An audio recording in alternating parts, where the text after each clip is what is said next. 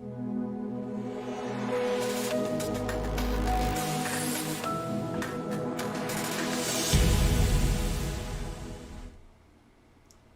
evening, everybody. Welcome to Masterworks. My name is Jason Meyer, and tonight we're going to be looking at 3 different painters and one painting each, but we're going to be comparing them.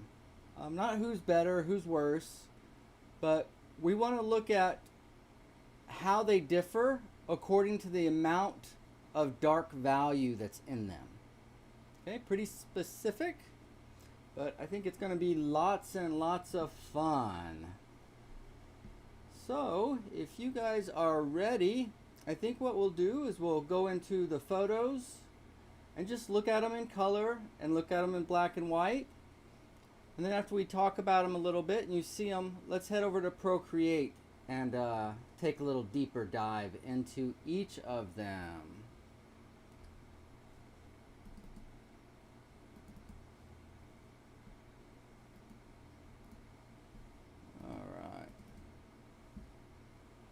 Here we go, and so our first artist today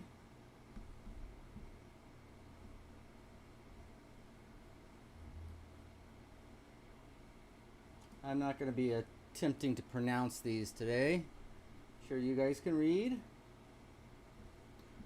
But take a minute and just take this painting in. We saw this briefly Monday night when we compared this one to The Chess Players by Thomas Eakins.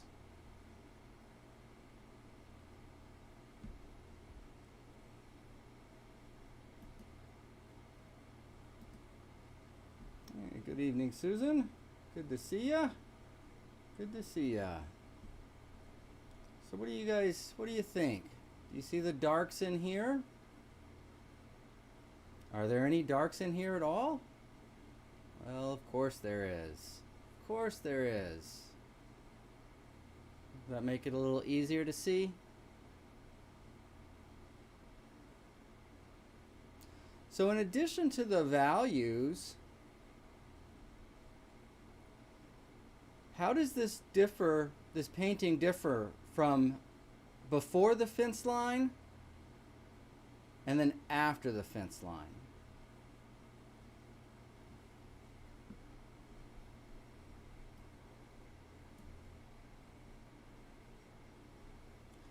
So this is all before the fence line, and it looks pretty busy to me. Busy. Now the shadow's a little more quiet, but this looks pretty busy. And what happens on the other side of the fence?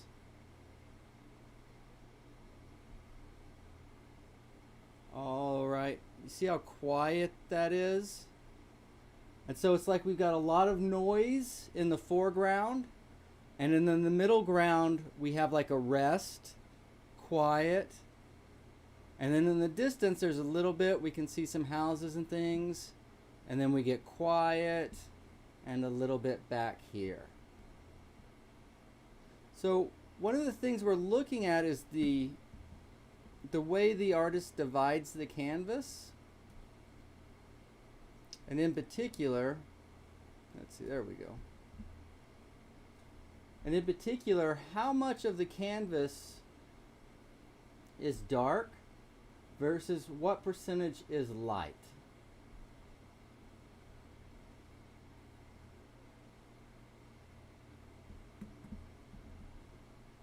Okay, well, let's look at our second painting.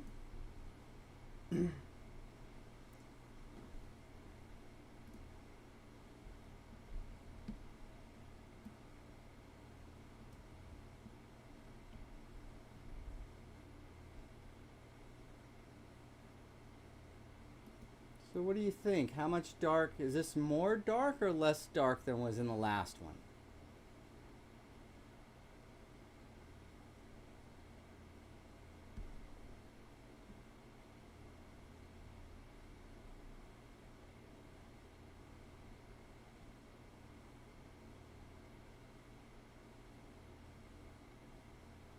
This has a different feel because of the solid darkness.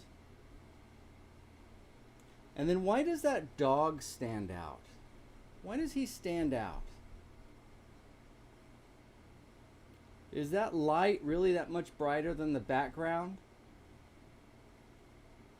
Or is it that dark accent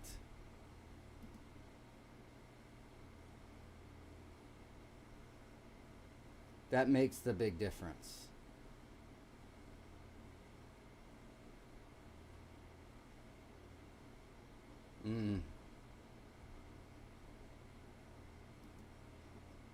So Susan says, I love how he used the shadow on the dog.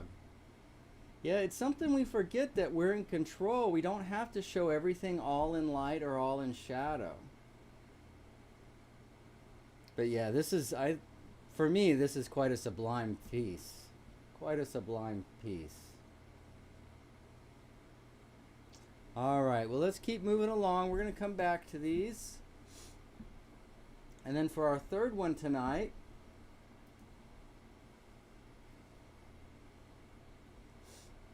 how much dark is in this one compared to the other two?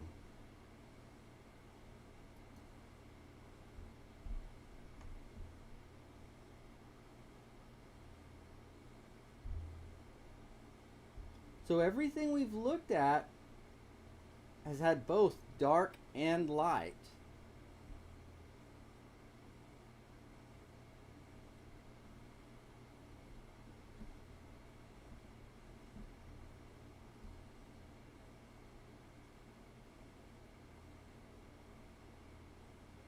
Right? I think obviously we could say this is obviously, right, a lot more dark than the other two.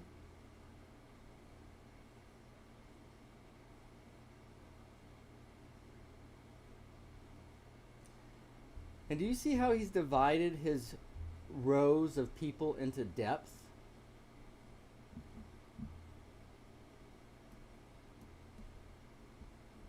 Right? Speaking of the dog, look, he's thrown this lady into shadow. A little, and then the lights behind, and then it's going to die off into a gray before the last thing down here is a silhouette. Do you see that? You know, it's sometimes you go, yeah, but when you're trying to do this, some of us have a hard time separating this from that so drastically. We have a tendency to keep it the same.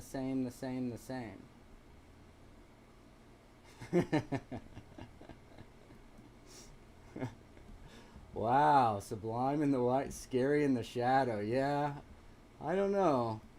Those look like some nice ladies, but I don't know that I'd be hanging out there with them. I'd be going, good day to you, I think. Good day. Be moving along. Cindy Meyer's here, and Claudia's here. We'll deal with some of that later, Claudia. Some of that later. You're trying to get me to snort. I know what you're up to. All right. So let's pull back a little bit.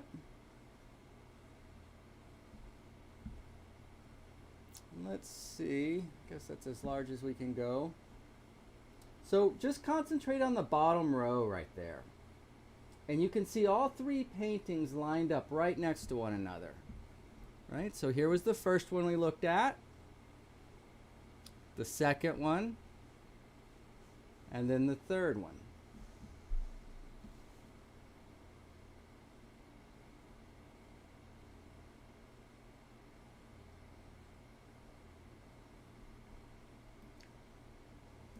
Do each of these get a little more serious? A little heavier?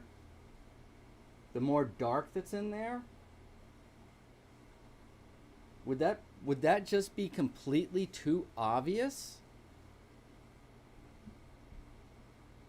Well, on a scale of 1 to 3, with 3 being the darkest and 1 being the lightest, how are you going to rank this painting in terms of feeling?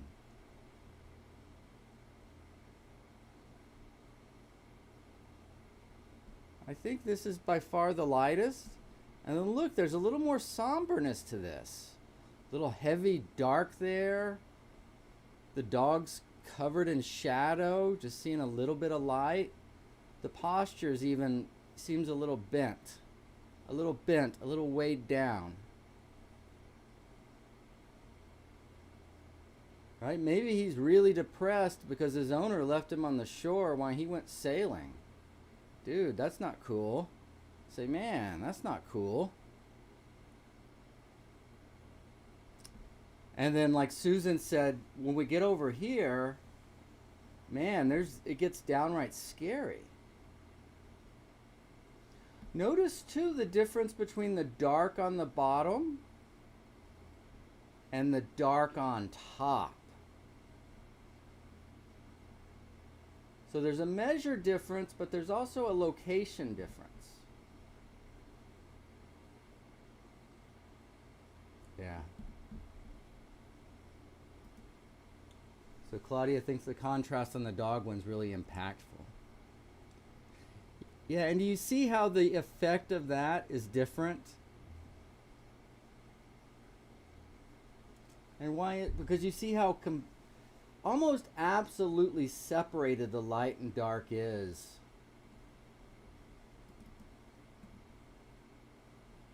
Do you see that? Look how much almost absolutely separated. There's just a little tiny bit of dark up here that's not attached. Boom. And of course there's some shadow. There's a little shadow. There's a little shadow. Because in the light, the dark is what stands out. In the dark and the gray, the light will stand out. And now the dark is more on the side and the top. And then look, it's interwoven within the light in the hair. Right? And look, the dark is even invaded by the light. Right? And so they're much more meshed together in this one than here. And by the way, where is this big dark? Look, that's really in kind of the center of the canvas. Not the literal center, but right, we're looking, there's that big heavy dark there.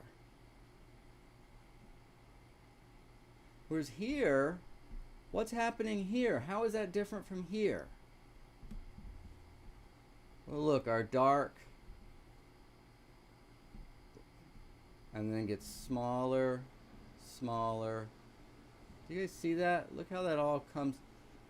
Look how this is all graying out up here. You know how sometimes I say in the shadows gray out?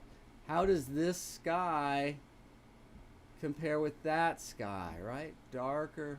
What does that do? It compresses the light and gets us to stay here rather than running up and off the canvas.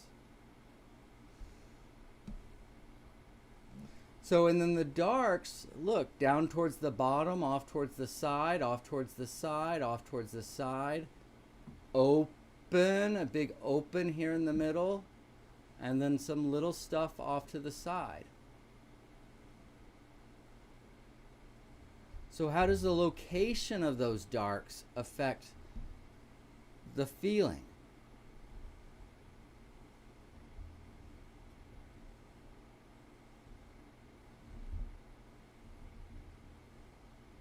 So it's not necessarily one's better than the other, but it's what are you looking for?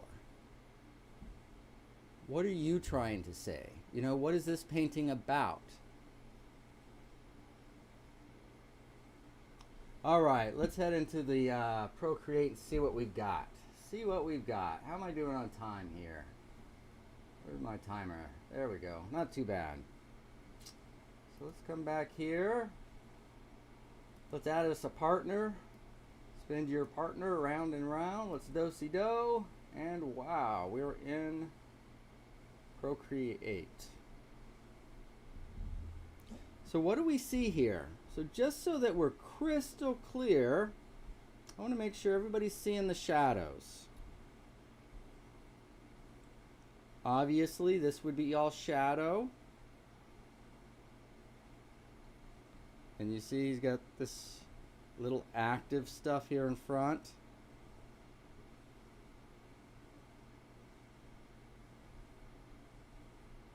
Very little shadow up in here. But then here we're big and darker on this side. Look at that shadow down there.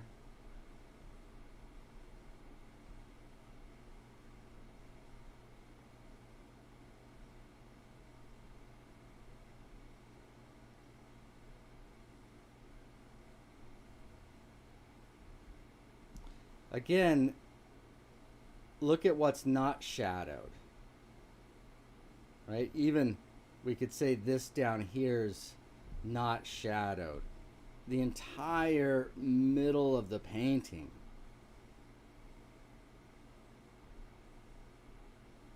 Open, open, open.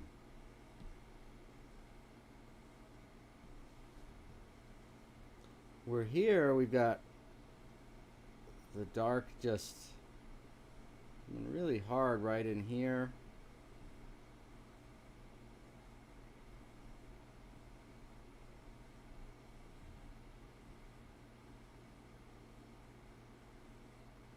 Do you see how beautifully that is orchestrated? I mean, it really is beautiful.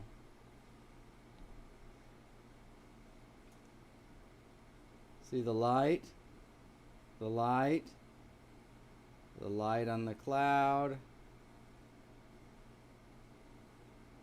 A little bit lighter.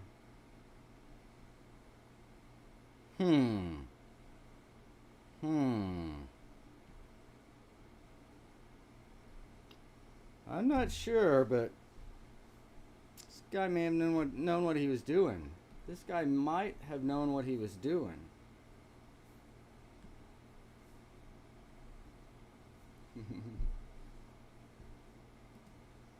Hello, Shakti.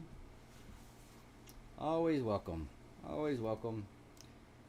What we're doing tonight is we're looking at 3 different painters and comparing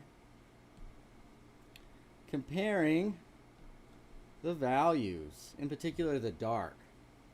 So again, just so that everybody's clear, do we see the darks in here?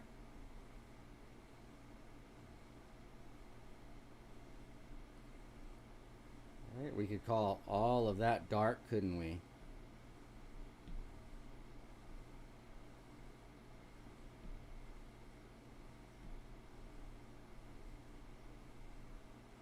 And then down here we've got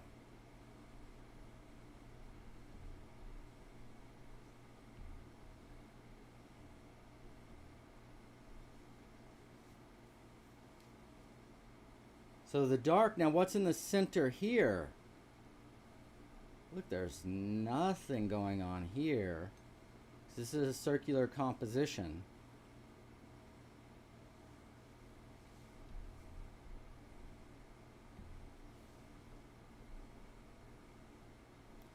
What's an interesting light shape, you say?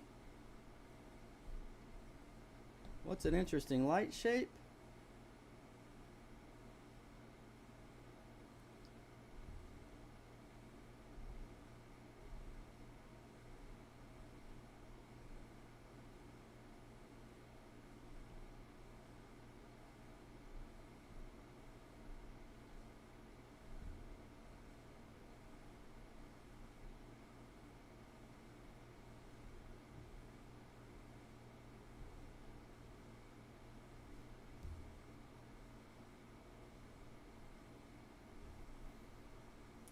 Can you guys see that? Can you see that? That is a crazy good shape. That's a crazy good shape right there. Right? And I'm going to argue that that's as responsible for the success of this painting as anything else. That completely abstract shape. And is it even? Or could you start over here with 1, 2. Woohoo! Let's party number 3. Whoa! Yeah! All right. So there's no doubt, right, about who wins. Who's most. No doubt about it.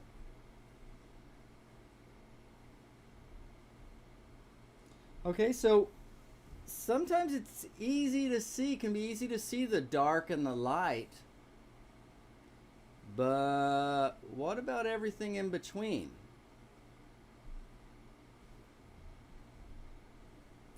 If we came up here and we just took a little bit of this light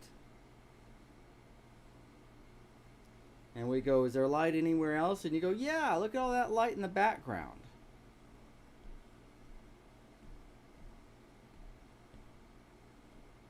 Oh, that's light? Because that's what was the light up front, was this. Oh, you think that's light? Oh, I don't know. It looks a little bit darker than that to me. Oh, that second row is light? Oh, they are. Okay. Oh, what about the light on the ground? Oh, that light?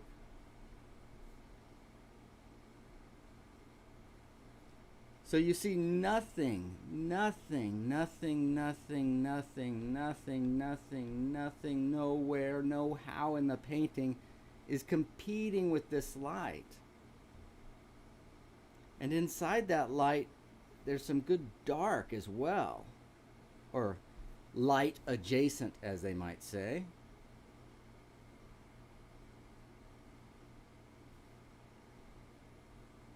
And then back here, the light is darker and the dark is a little bit lighter. So the difference isn't that great.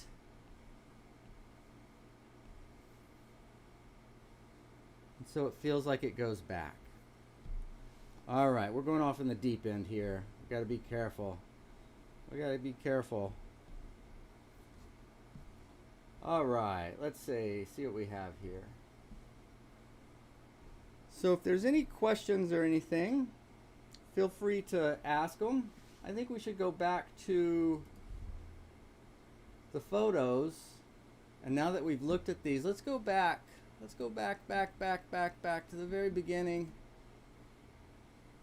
And take them in their full glory.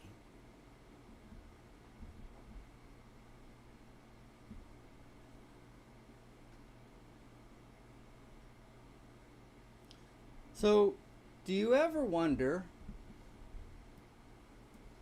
what's the difference between the dark up front, say on these trees, and the darkest dark back here? Do you guys see that difference? Look at that difference. Look at the difference in that. Boom. Okay, so we have a landscape that's got a couple of hills, mountain ranges, whatever you want to call in it. So make sure that your first mountain range or your first rocks and stuff aren't equal to the first mountain range. So foreground, first mountain range, and then look, second mountain range. You guys see that? And then in the clouds, look how much lighter those cloud shadows are than that.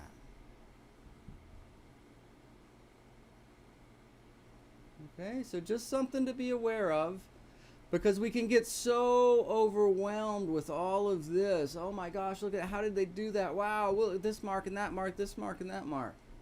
No. You're a painter. You're a detective. You got to figure out what's really going on here. You can't be taken in by the gossip and the rumors. You got to pull back a little bit and see the whole thing. And simplify it. What's light? What's dark?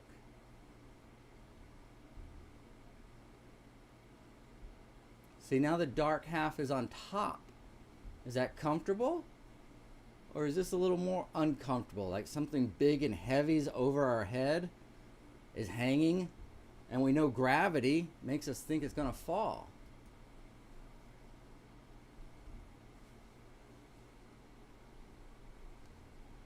So this is also a very nice job of active versus passive.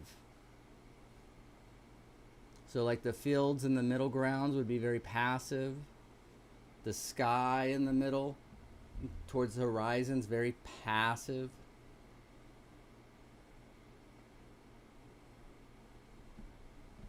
If you pick up one end of the stick, you got to pick up the other.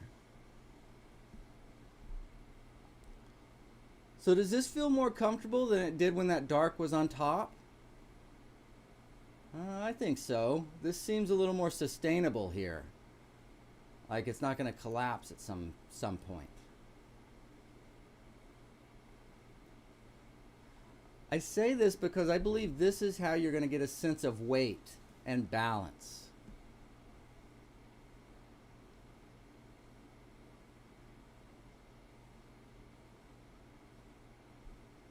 Did you guys notice this subtle little open you up here, this triangle? Almost like welcomes you in and then wants to shoot you out. Right? In addition to, it makes you walk around. So we're going to go this way and then, whoa, there's a fence there. We can't go that way, so we got to turn. And let's go in front of this and boom, and we're led right up to this. Right? Look at this big, thin stop. Did you guys notice that tree before?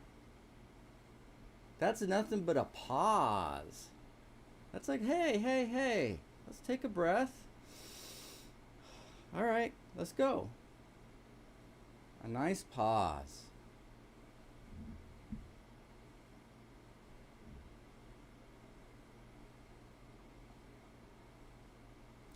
How has he helped color with his value?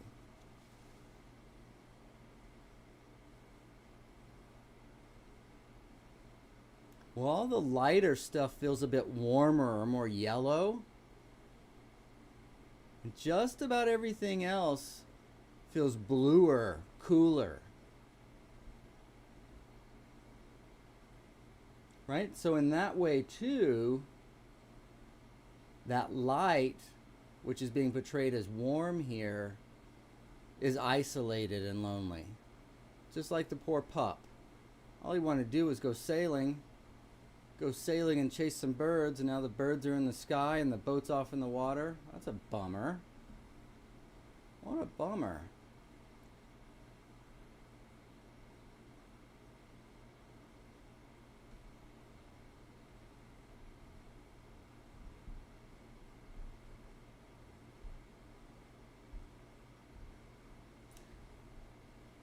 Look at the rocks that he's sitting on.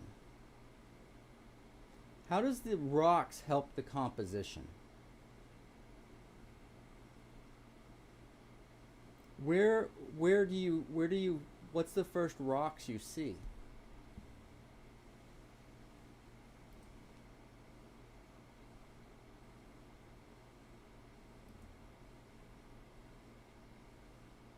Is there a place on the rocks that your eye just kind of naturally goes to first? Yeah. Right here, right? Because there's a massive change and then another massive change. Versus, look at the change on the rock up here. So do you think he wants us looking at this rock? No, I'm going to bet he's going to want us up here. Look, there's the dark, the most interesting shapes. And then we're going to focus here. And then look, he's let go again. Why do you think he's let go? You think maybe he was letting you go there?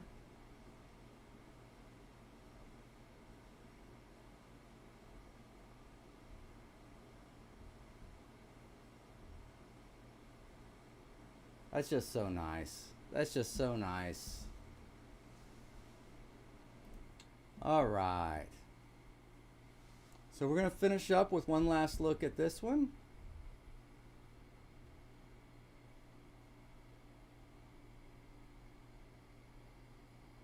Again, with the color, it can sometimes get a little confusing with the value because of the pull of the color.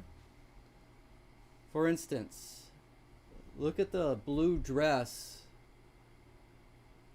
behind our brightest lady.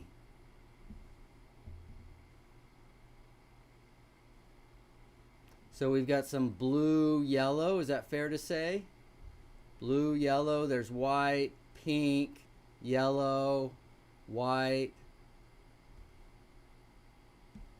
But value-wise, this one just sinks right in with that one.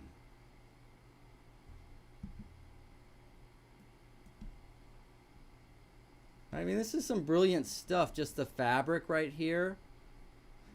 This fabric's a little less.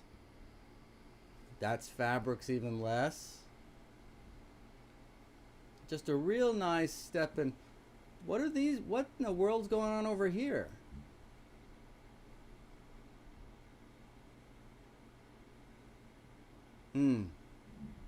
Just by the little hint of color.